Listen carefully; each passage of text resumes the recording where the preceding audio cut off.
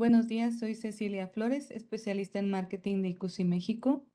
Les doy la bienvenida al cuarto webinar de esta serie, que tiene como objetivo presentarles en tiempo real los beneficios de Email Threat Defense, Umbrella y Secure Endpoint para proteger la entrada del principal vector de ataque, que es el correo electrónico. Para presentar esta demostración nos acompañan Daniel Zapata y Jorge Mora, Pre-Sales Engineers de ICUSI México. Nuestra agenda incluye un breve contexto sobre lo que ETD, Umbrella y Secure Endpoint ofrecen, así como la arquitectura que compone a estas soluciones. Al finalizar esta demostración, tendremos una sección de preguntas y respuestas. Y pues, para iniciar, nos acompaña Daniel Zapata. Sí, ¿qué tal? Buenos días. Muchas gracias. Listo. Bueno, pues muy buenos días. Muchas gracias por estar aquí. Ya como bien lo mencionaban por aquí, mi nombre es Daniel Zapata. Y bueno, tengo aquí en ICUSI algo de tiempo, ¿no? Y bueno, yo les voy a hablar justamente de lo que viene siendo LTD, ¿no? El Email Threat Defense.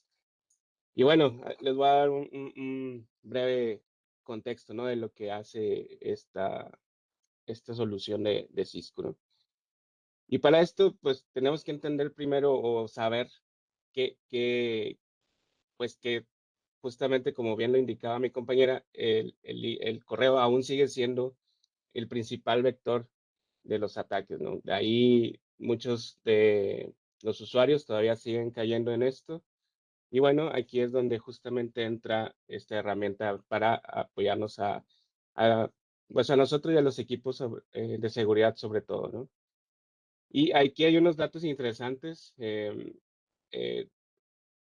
Aquí las fuentes nos dicen que tardamos entre 21 segundos en darle clic a un enlace malicioso y otros 28 segundos para empezar a transferir data que no deberíamos de estar transfiriendo en eso. Entonces, esto nos da que en un minuto ya estamos compartiendo información sensible tal vez, y pues estamos comprometiendo nuestra seguridad, ¿no? También en el último año, los ataques de tipo Beck fueron una causa de pérdidas en las empresas por hasta 2.9 millones de billones de dólares. Todo esto está documentado en los estudios. Ahí están las referencias y si gustan las pueden revisar. Y pues, y finalmente, otros 4.9 millones de dólares en ataques por insiders, ¿no? Los insiders son nuestros, ya personas que están dentro de nuestra red, o podría ser algún colaborador que ni siquiera sabe que está comprometido y enviando información, maliciosa, ¿no? Y bueno, justamente Cisco tiene esta herramienta llamada ETD o Email Threat Defense para protegernos de este tipo de amenazas, ¿no? Y entre sus funciones tiene la parte de que analiza los archivos eh, y la reputación sobre todo, la reputación del remitente, quien envía el correo, la reputación de la URL y siempre está en un escaneo continuo de todo lo que entra, lo que sale y lo que está dentro de nuestra organización en cuanto a envío de correos. Y obviamente, pues la protección de spam, ¿no? Que eso es algo que nos ayuda a mantener nuestras bandejas de entrada siempre algo un poco más limpias, ¿no? Un poquito más pues básicamente es lo mismo de lo que les mencionaba ahorita, que es el análisis de reputación, déjenme pongo aquí mi láser, eh, la, la reputación del remitente, el escaneo continuo, la reputación de la URL y obviamente el spam, ¿no? Lo que les mencionaba. Y bueno, entre todos esos, estas herramientas que tenemos dentro de Email Threat Defense, pues nos ayuda justamente a analizar la parte de los códigos QR, que a veces muchos son maliciosos, además del phishing o del BEC, y también parte de los ataques internos entre los colaboradores. No ataques porque no es, a veces ni siquiera saben que están compartiendo los usuarios, otras veces sí, ¿no? Entonces, bueno, también nos ayuda en esta parte y en las cuentas, ¿no? Y bueno, tenemos aquí algunos casos de uso, los vamos a revisar así súper rápido para no entretenernos más. Y bueno, uno de los ataques más comunes es la suplantación de marca.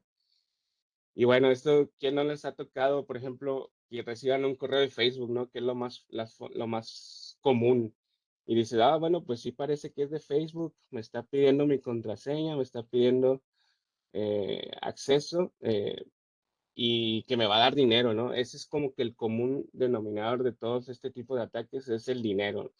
Y mucha gente cae en este tipo de engaños. Entonces, este ataque es sofisticado porque copia tal cual la imagen de una empresa. Por ejemplo, en este caso es un banco, se llama Charles Schwab, es un banco.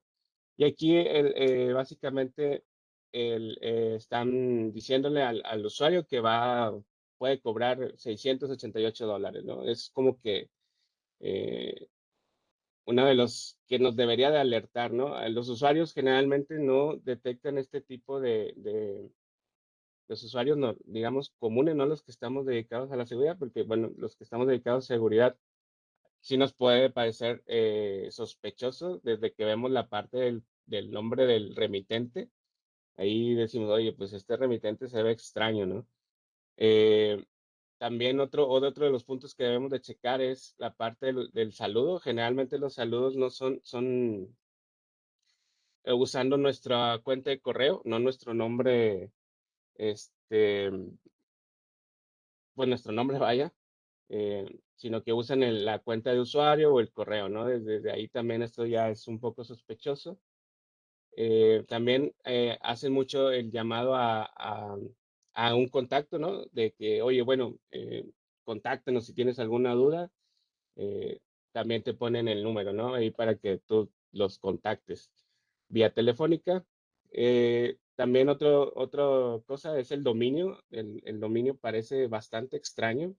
Puede ser puros nombres, puras letras, números, sin ningún sentido, pero generalmente no los revisamos y lo damos por hecho, ¿no? Entonces, generalmente ahí es donde caemos y le damos clic al enlace porque creemos que nos van a reembolsar dinero, aunque no tengamos cuenta, por ejemplo, en este caso de Charles Schwab, ¿no? Entonces, ahí los usuarios generales pues no se dan cuenta, ¿no? Y aquí nos va a ayudar precisamente nuestra herramienta. Otro tipo de ataque es el de los más comunes, es el tipo BEC, que es el correo corporativo ya comprometido. Y bueno, es muy similar en lo que podemos ver. Es el nombre del remitente, generalmente no corresponde.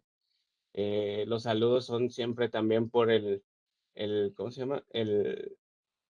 Por el nombre de usuario, por el nombre de cuenta, de correo. Nunca es así un saludo personal, como que buenos días, Daniel, o buenos días, Daniel Zapata. No, generalmente es el usuario, ¿no? En mi caso, generalmente es Daniel.Zapata y así viene el saludo y ya desde ahí nosotros podemos detectar esto, ¿no? Igual viene un enlace malicioso donde si le damos clic, pues nos va a mandar a un servidor donde van a recolectar nuestros datos generalmente, ¿no? Y otro es el ataque de señuelo inicial, también bastante común. De hecho, yo cuando entré aquí a los 10 días, de entrar a Icusi, me llegó un correo de Maismier, digo, perdóneme, de Icusi, de Iñaki.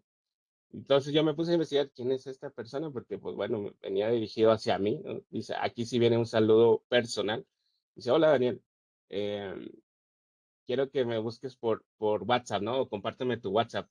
Entonces me puse a investigar y dije, qué raro, él me suena que es el CEO de Icusi, mandándome un correo en inglés pidiéndome el WhatsApp, ¿no? Desde ahí, pues me prendían las alertas, dije, no, ¿cómo va a ser eso?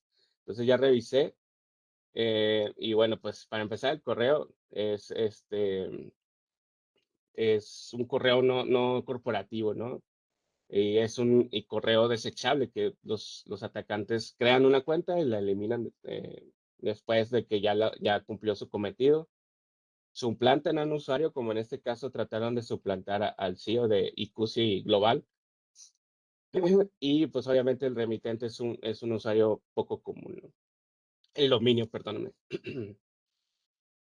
Y bueno, ya aquí es donde entra nuestra herramienta y vamos, y cómo funciona, ¿no? Por ejemplo, eh, el sistema es un sistema de detección de comportamiento. Este es evolutivo, o sea, va evolucionando conforme van detectando las variaciones de comportamiento. Es interpretable porque podemos, como lo vemos aquí, nos va a dar un veredicto y las técnicas que se usaron. En base a esas técnicas, nos va a dar el veredicto de que si es phishing, malware o cualquier otro tipo de ataque. Y es accionable porque nos ayuda a crear algunas acciones de forma automática o manual, dependiendo ahí cómo lo hayamos configurado, que es lo que vamos a ver ahorita. Y bueno, ahorita vamos a verlo ya la parte de el demo, ¿no? Es una consola bastante amigable, la verdad que eh, solo tiene, bueno, esto es en la versión Essentials, la versión básica. Y bueno, tenemos aquí cinco secciones, ¿no? Generalmente la primera es donde vamos a ver el dashboard, ¿no? El dashboard principal.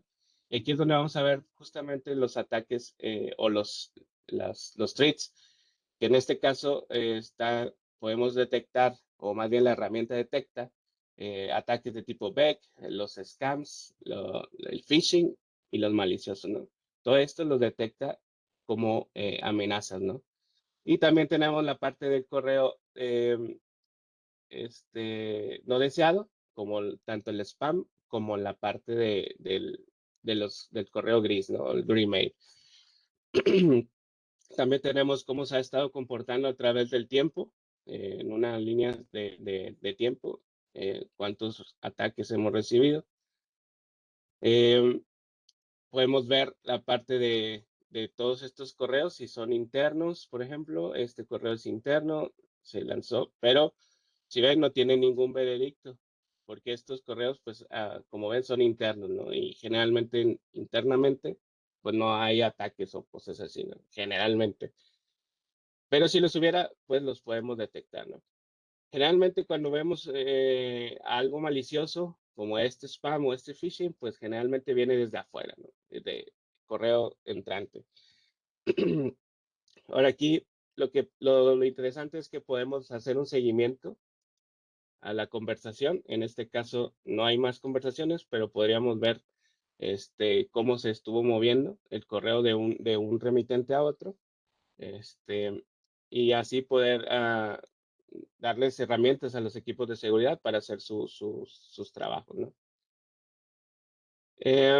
Y bueno, así continuando con la parte de las gráficas, podemos ver todos los correos maliciosos, cuántos hay por hora, los que entran, y nos da bastante información en forma visual, ¿no? Justamente para mostrar ya sea al equipo del board, por ejemplo, si queremos hacer una presentación al equipo de gerentes, donde ellos analicen, o más bien donde el equipo de seguridad muestre la eficacia o de lo que están haciendo ellos en su trabajo. Regresando a la parte de los correos, algo que les quería mostrar es justamente la parte de los veredictos y las acciones, ¿no? Por ejemplo, cuando un correo se analiza y le dan su veredicto, por ejemplo, vamos a ver, los de phishing. Aquí los filtramos por phishing. Entonces, cuando un correo es detectado como phishing, puede ser que la acción sean de mover a cuarentena. Esto puede ser de forma automática o de forma manual, dependiendo cómo hayamos configurado nuestra política, que ahorita lo vamos a ver rápidamente ya para terminar, ¿no? Entonces aquí vemos la acción que tomó. es moverlo a cuarentena y dependiendo del tipo de enlace, o bueno, de ataque, perdóneme, es la acción que va a tomar. Y para esa parte ya nada más vamos a ver la parte de las políticas, que es algo muy importante. Bueno, algo bastante importante es que esto es solamente es una conexión hacia la API de Microsoft 365. En la versión Esencias nada más funciona con Office 365 o Microsoft 365 y es mediante una API, ¿no? Entonces esa conexión depende de los permisos que le demos de acceso, lectura, digo, de lectura y escritura, pues bueno, ahí es lo que podríamos configurar en nuestra política. Y de hecho aquí podemos observar cómo está configurado en este caso. En este caso estamos configurando la parte del correo entrante para que sea analizado, el correo interno y el correo de salida, ¿no? Ahí lo que necesitemos en nuestra organización. Y básicamente configurar una política es muy sencillo. La verdad que son nada más 4 pasos. Ahorita no lo puedo configurar porque es una demo, pero consta de ponerle un nombre a la política y depende del veredicto. Por ejemplo, aquí no, la regla es de entrada.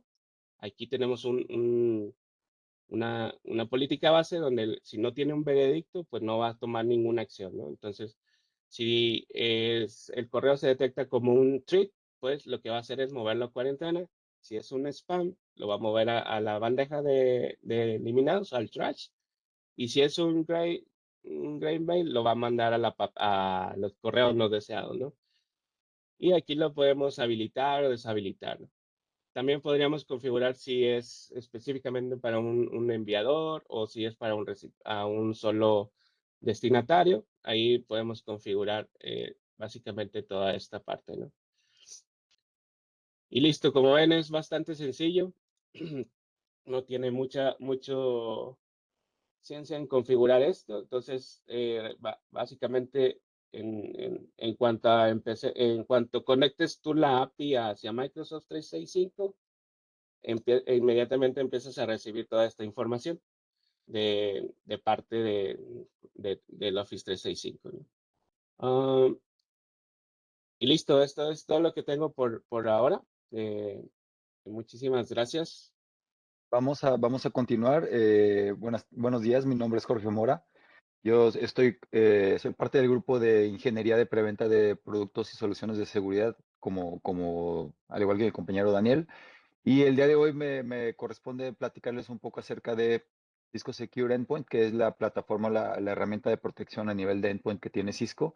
Y esto es un complemento importante que consideramos que termina de redondear esta oferta de Cisco Worry Free, pensando en que estamos cubriendo los diferentes vectores por los que hoy en día pues, los atacantes nos están golpeando, ¿no? Constantemente. Entonces, permítanme, voy a compartir mi pantalla para continuar la presentación. Listo. Entonces, para entrar un poco en contexto, hemos platicado y bueno, todos es conocido que el ransomware es uno de los principales dolores de cabeza que tenemos hoy en día como organizaciones, de los principales retos que tenemos. Y esto es una estadística del Verizon Data Breach Incident Report del año pasado, donde Verizon colecta información acerca de los incidentes más relevantes que ellos han podido, en los que han participado o que han tenido acceso a información. Y de estos, hay una cifra bastante elevada que es el 39% de los incidentes estuvieron relacionados con el tema de ransomware, ¿no?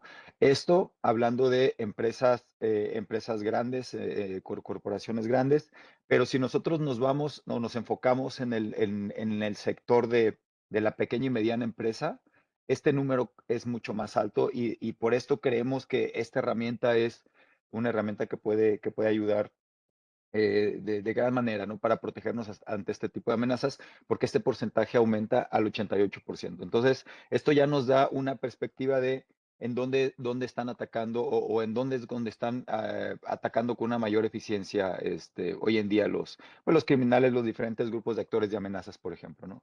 Entonces, para esto, como les comentaba, creemos que la oferta de Cisco Secure Endpoint específicamente nos puede ayudar para poder hacer frente a estas amenazas debido a No son las funciones principales, pero consideramos que son de las 5 principales características que nos puede o valor que nos puede ofrecer la herramienta. El primero es el antivirus de siguiente generación. Entonces, esto es una evolución de lo que conocíamos desde que hemos estado utilizando desde hace más de 30 años, hablando de herramientas que están basadas en firmas para poder detectar archivos maliciosos. Esto es una evolución y además de estas herramientas tradicionales basadas en firma, pues tenemos otras capacidades que nos permiten ya utilizando tecnologías más modernas, análisis heurístico, por ejemplo, inclusive herramientas que nos permiten hacer aprendizaje basado en modelos de machine learning, por ejemplo, de poder identificar patrones de comportamiento normal dentro del endpoint, y esto permite identificar cuando hay una actividad que por su comportamiento pudiera representar una amenaza, ¿no? Por ejemplo, si hay un archivo ejecutable que después de ejecutar agrega al registro de Windows una entrada para poderse ejecutar de manera constante al momento que inicia el sistema operativo, pues esto es una de las técnicas y tácticas que utilizan los atacantes para poder lograr la persistencia, ¿no? Que es poder asegurarme de que, a pesar de que el proceso malicioso se ha terminado, que al momento de que inicie de nuevo el sistema operativo, pues pueda seguir estando presente, ¿no? Otra es el monitoreo de comportamiento continuo, que tiene que ver con el endpoint, la herramienta va a tener visibilidad completa a nivel del endpoint, ya debido a que está trabajando muy de la mano con el kernel del sistema operativo para estar monitoreando todas las operaciones a bajo nivel que ejecuta el sistema operativo en el equipo. Entonces, con esto vamos a poder identificar aquellos comportamientos que sean parte de un patrón de comportamiento malicioso. Entonces, aquí lo importante es que este monitoreo es continuo y tenemos esta capacidad para poder tener esa visibilidad a lo largo del tiempo, a pesar de que un ataque o una amenaza pudiera estar en etapas, y esas etapas estar, incluir pausas, por ejemplo, para poder dificultar un poco la detección. El hecho de que tenemos este tipo de herramientas nos permite poder hilar todas estas actividades que de otra manera parecerían aisladas y que fueran parte de un mismo comportamiento malicioso, ¿no? Por otro lado, tenemos también como parte de la oferta de Secure Endpoint Essentials, la parte de análisis dinámico, que básicamente es aquellos archivos maliciosos que no conozcamos, los vamos a enviar a analizar a un entorno de análisis dinámico, se va a regresar el veredicto, sobre todo para los archivos que no son conocidos, para poder conocer si es un archivo que representa un riesgo o no. Y esto es una funcionalidad de sandboxing que tampoco no es una tecnología nueva, pero una de los beneficios es que se integra de manera nativa a esta plataforma, ¿no? Entonces, aquellos archivos que son generados en el sistema operativo, que son descargados, por ejemplo, a través de un navegador, se calcula el hash, ese hash se envía a analizar. Si ya se conoce un veredicto previo de ese hash, pues esto ya se puede tomar como una base para poder tomar una acción. En caso de que represente un riesgo, se bloquea o el equipo se envía a cuarentena. Y en caso de que sea un archivo desconocido, por ejemplo, un archivo de reciente creación, que no tengamos un análisis previo, eso es lo que se pudiera enviar a analizar.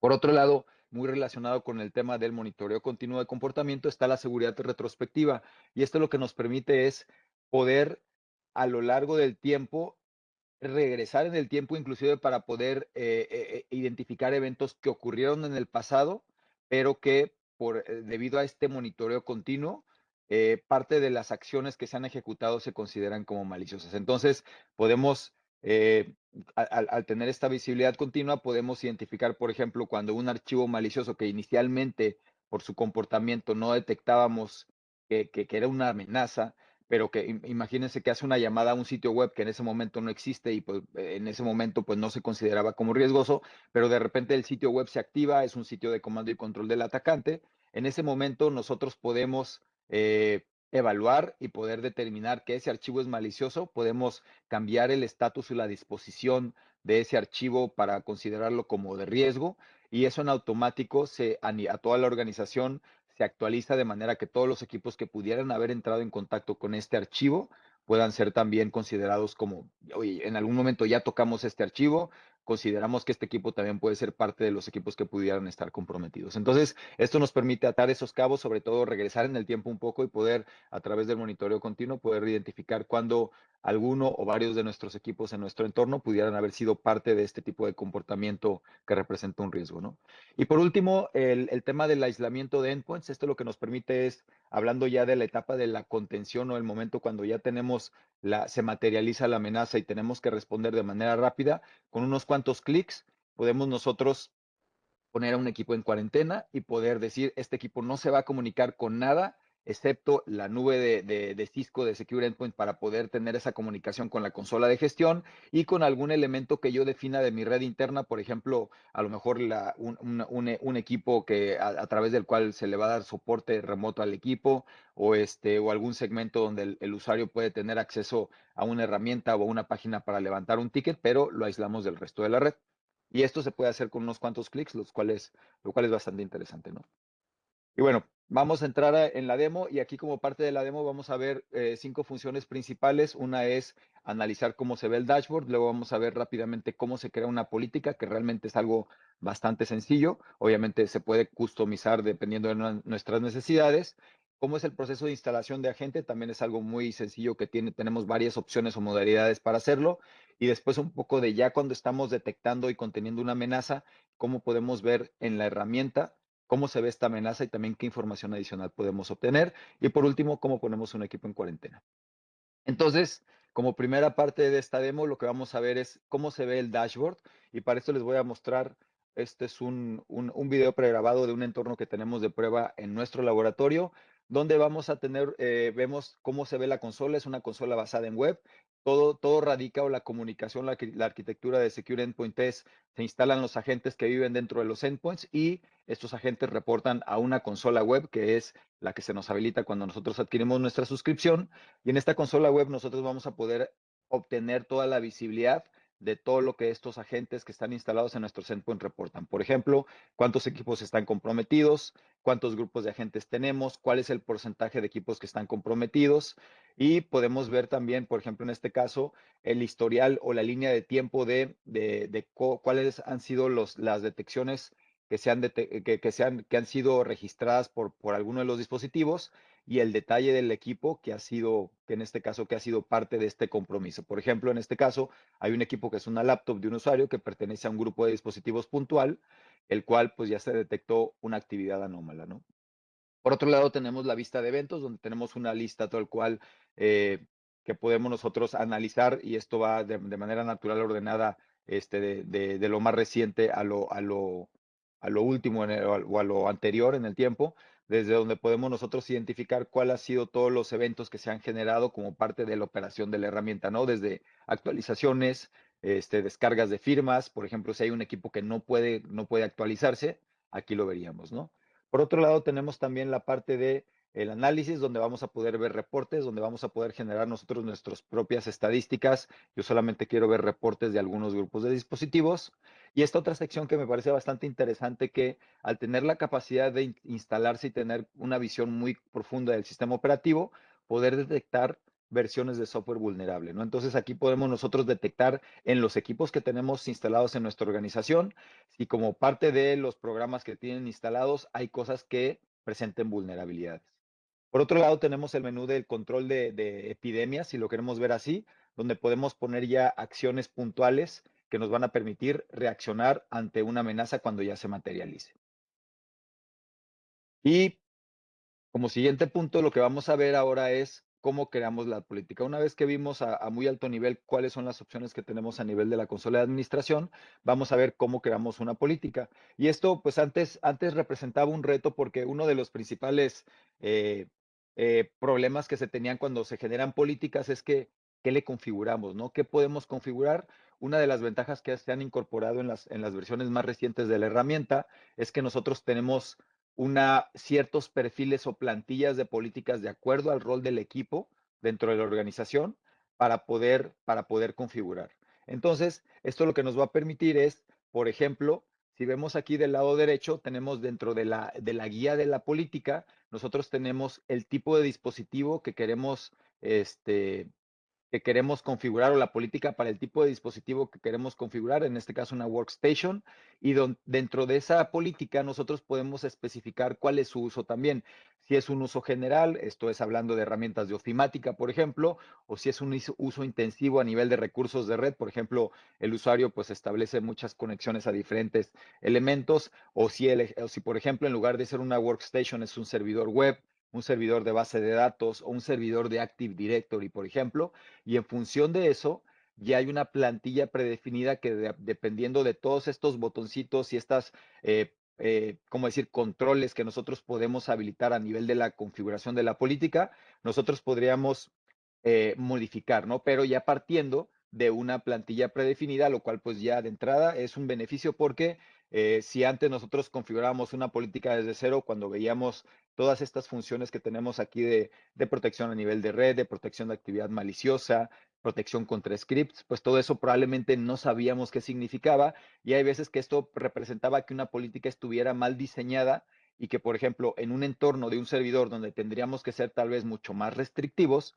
éramos muy permisivos y la política detectaba, pero no tomaba acción correctiva, ¿no? Entonces, esto lo que trata de evitar es precisamente cerrar esos gaps para poder tener políticas puntuales. Y ya una vez que definimos la plantilla, lo único que tenemos que definir es un password de protección para el conector. Esto quiere decir que todas aquellas personas que conozcan esta contraseña son las que pueden manipular el agente para poderlo desinstalar, por ejemplo. Entonces, no necesariamente cualquier usuario puede desinstalarlo, solamente la persona que tenga la contraseña definida en la política es quien lo va a poder desinstalar. Configurada la política, una vez que tenemos configurada la política, vamos a la siguiente parte que es la creación de un grupo. Entonces, cuando nosotros creamos un grupo de endpoints, lo que hacemos es, vamos a permitir o vamos a crear un grupo de dispositivos que van a estar ligados a esa política que nosotros recientemente creamos. Entonces, esto nos permite tener granularidad para tener políticas asociadas con grupos de dispositivos con un propósito distinto. Por ejemplo, un equipo, un servidor, una estación de trabajo, un equipo macOS, un equipo Linux con diferentes roles. Entonces, podemos tener la granularidad que nosotros necesitemos para poder controlar nuestros dispositivos y tener una mejor visibilidad y una mejor protección.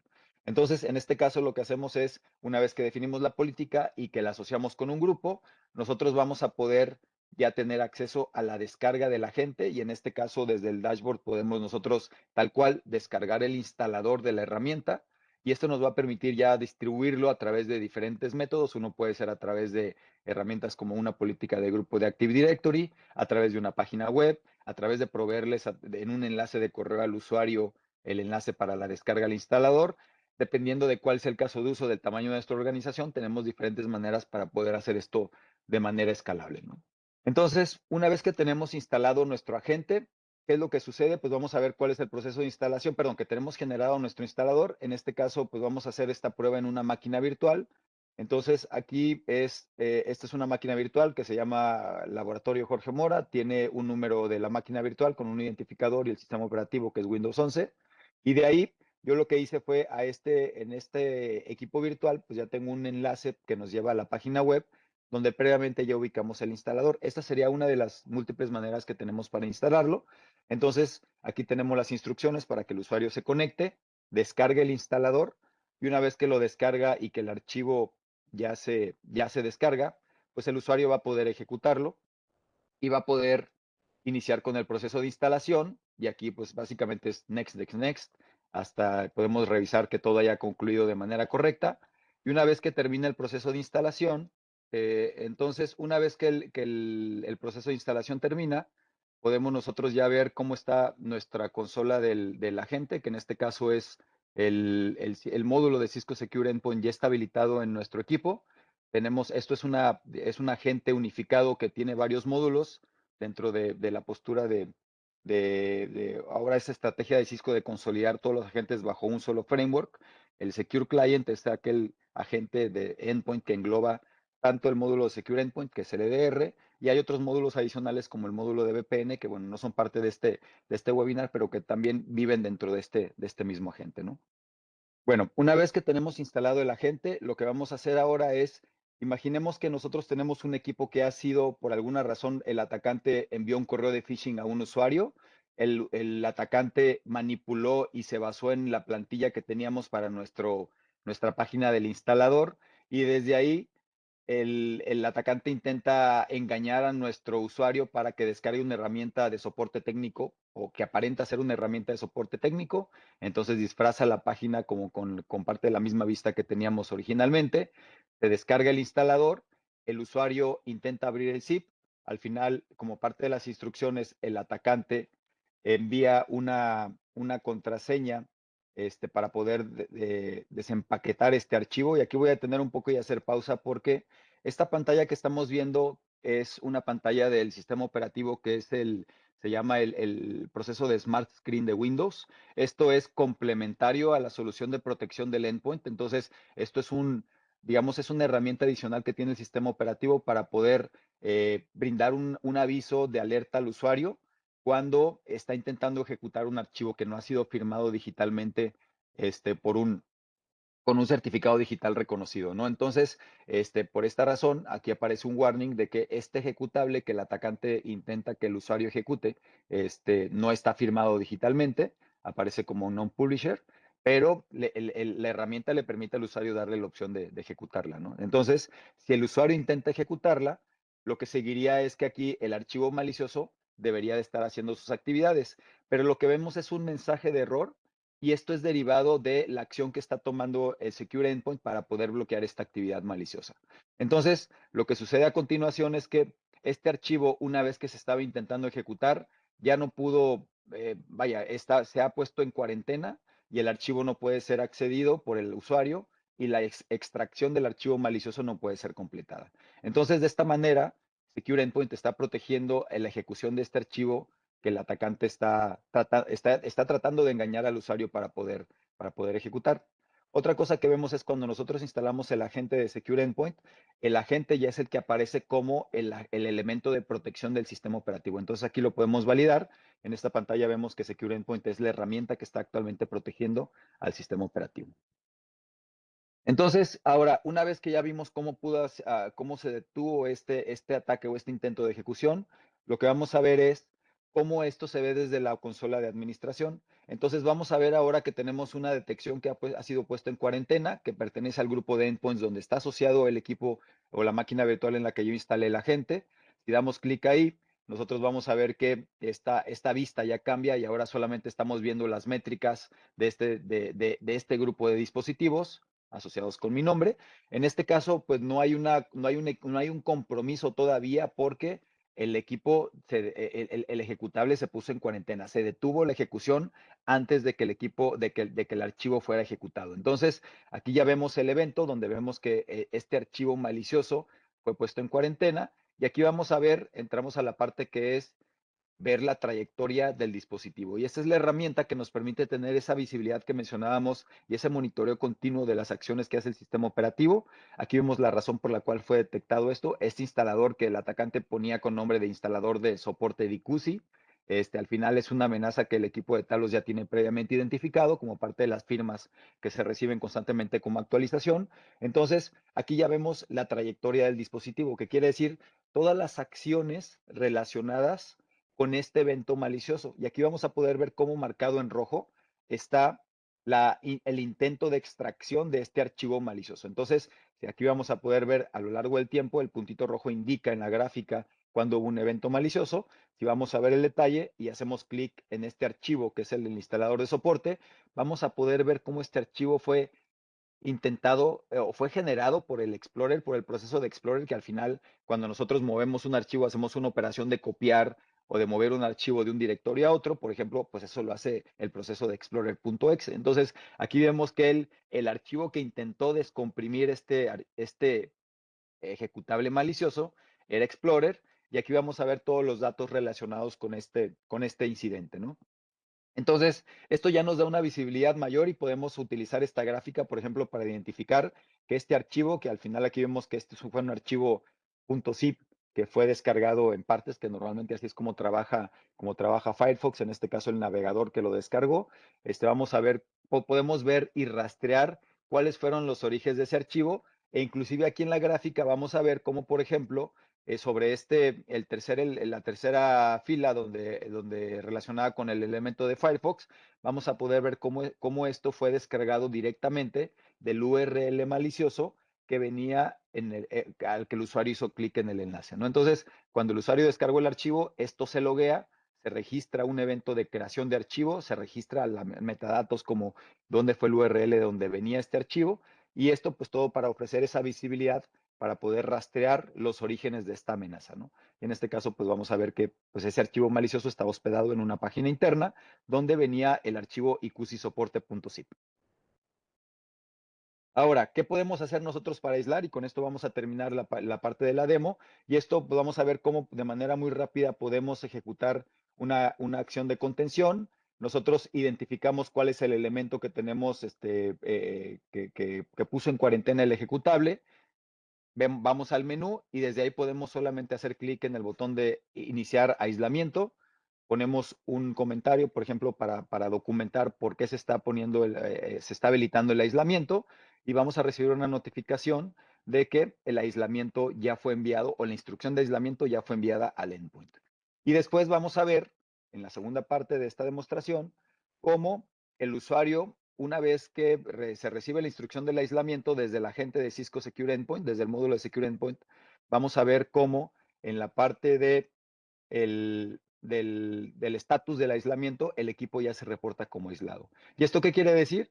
Que probablemente el equipo tiene acceso limitado a recursos de red, como parte de esta estrategia de contención. Yo le puedo poner una lista de control de acceso que solamente le permita acceso a ciertos hosts, por ejemplo, que es el caso. Entonces vamos a ver cómo el usuario intenta hacer ping a una dirección IP de Google, no puede hacer ping, pero por ejemplo, el tráfico de DNS sí funciona. Entonces, y esto pues, es un elemento vital para poder hacer resolución de nombres. Entonces, por default, el tráfico de DNS no se bloquea. El usuario puede seguir haciendo la resolución de nombres de manera correcta, pero si intenta, por ejemplo, hacer ping a un host de la red interna, en este caso el default gateway de un segmento de red de nuestro laboratorio, no puede acceder, pero específicamente a una dirección IP, la 56.1, que es una dirección IP a la que sí le permitimos el acceso, el usuario sí se puede conectar aún estando aislado. Entonces, esto permite mantener una conectividad básica en un periodo de aislamiento, de manera que se pueda hacer alguna actividad de remediación. Entonces, ¿cómo vamos a modificar esto? Si nosotros queremos deshabilitar esta cuarentena, simplemente vamos a hacer clic de nuevo en el menú de los tres puntitos, detenemos el aislamiento, ponemos un comentario, enviamos la instrucción de deshabilitar el aislamiento, y en una cuestión de menos de un minuto, una vez que la política se refleja y de que el conector recibe la actualización del cambio de estatus de la política de aislamiento, y vamos a la consola de la máquina virtual, vamos a ver que después de unos cuantos segundos, el usuario ahora sí va a poder seguir haciendo ping. En este momento todavía no entra el cambio, pero al siguiente intento, si se fijan aquí, ya hubo un refresh, y en este momento cuando ya hace el refresh, en esta sección de aislamiento el equipo ya no está aislado y ya se puede comunicar de manera normal con la red. Entonces, esto es, como pueden ver, con unos cuantos clics identificando al equipo comprometido, al equipo que está en riesgo, nosotros podemos enviar una instrucción de aislamiento de acuerdo a lo que tengamos configurado como parte de esta política de contención.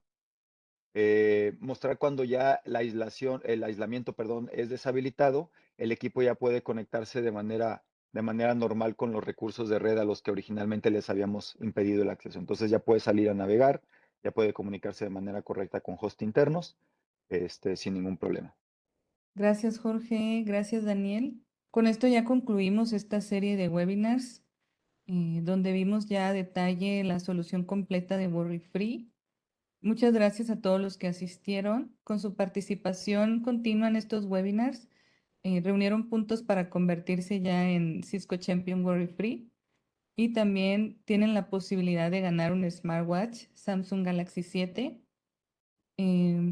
Les recuerdo rápido la dinámica. Por cada webinar al que asistieron se les sumaron 80 puntos.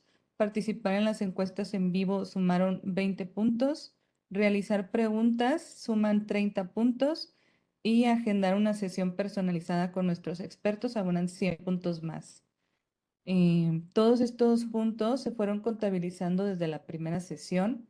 Entonces, al finalizar este webinar ya vamos a anunciar al ganador para que estén al pendiente.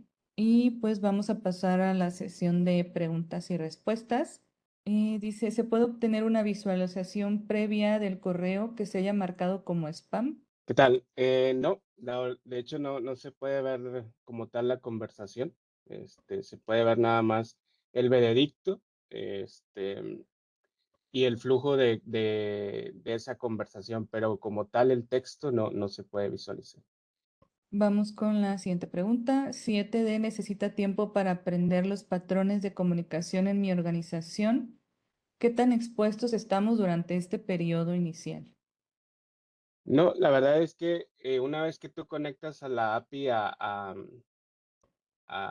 Microsoft 365, inmediatamente empieza a evaluar toda esa data que ya tiene Office 365 en sus aplicaciones de seguridad y empieza a correlacionar en base a lo que Talos, que es el centro de inteligencia de Cisco, proporciona a la herramienta. Está conectado directamente a Talos, entonces es casi inmediato en cuanto tú conectas la API. Vale, vamos con la siguiente. Si ETD necesita tiempo para aprender los patrones no, perdón, esa ya Es la era, misma. es la misma. ¿ETD analiza los flujos de correo internos o solo lo que entra desde afuera? No, de hecho, analiza el flujo de correo entrante, como bien lo mencionas, también el de salida y el correo interno. Entonces, revisa los tres flujos. Vale. En la siguiente, si ETD genera una alerta, ¿mi equipo necesita actuar de inmediato o la plataforma puede contener la amenaza de forma autónoma mientras evaluamos? Claro, justamente esa es una de las grandes funciones que tiene o de las ventajas que tiene es que lo puedes configurar de forma autónoma para que tome una acción predefinida, que puede ser mandarlo a la papelera, si es una amenaza, mandarlo a cuarentena, y lo puede hacer de forma automática, ¿no? Esto obviamente hay que configurarlo y si no, también tiene la opción de hacerlo de forma manual. Vale. La siguiente es Secure Endpoint. Puede cubrir equipos mixtos desde la misma consola. Pone de ejemplos Windows, Mac y móviles. Sí, es correcto. Secure Endpoint puede cubrir tanto equipos Windows como Linux, como macOS, también dispositivos móviles basados en Android o en iOS. Vale. La siguiente, cuando se aísla un equipo comprometido, ¿el colaborador queda fuera de operación o se puede mantener activo mientras se resuelve el incidente? Esto lo mencionamos durante el demo, se puede configurar, sí se puede mantener esa comunicación dependiendo de lo que nosotros definamos que serían, digamos que las comunicaciones críticas que no deberían de interrumpirse.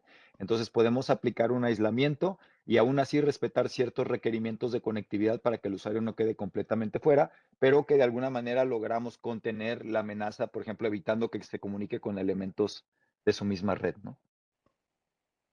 Vale, y me parece que ya es la última. ¿El despliegue de la gente en 300 equipos es algo que mi equipo puede hacer o se requiere apoyo especializado? Depende, yo creo que mucho del entorno, pero definitivamente hay maneras de hacerlo de manera masiva a través de herramientas como las políticas de grupo de Active Directory o de herramientas de despliegue de software automático o masivo, como SSCM de Microsoft, o otras herramientas de terceros. También a través de poner el instalador en un enlace en una página web o inclusive enviarlo por correo, que serían desde las más sencillas estas últimas a las más, digamos que en escala más grande, como la parte de a través de políticas de grupo de herramientas de despliegue de software masivo. Pues muchas gracias a todos por su tiempo. Ya sus puntos fueron anotados y sumados y pues vamos a anunciar al ganador del smartwatch. Bueno, la persona ganadora es Juan Carlos Hinojosa. Muchas felicidades. Nuestro staff se va a poner en contacto contigo, te va a pedir tus datos de envío para poderte enviar el smartwatch. Y pues listo, con esto concluimos. Le reiteramos pues la invitación a todos de agendar una cita con nuestros expertos para que puedan evaluar cómo Worry Free y CUSI pueden sumar a su estrategia de seguridad. Muchas gracias a todos, hasta pronto y buen día.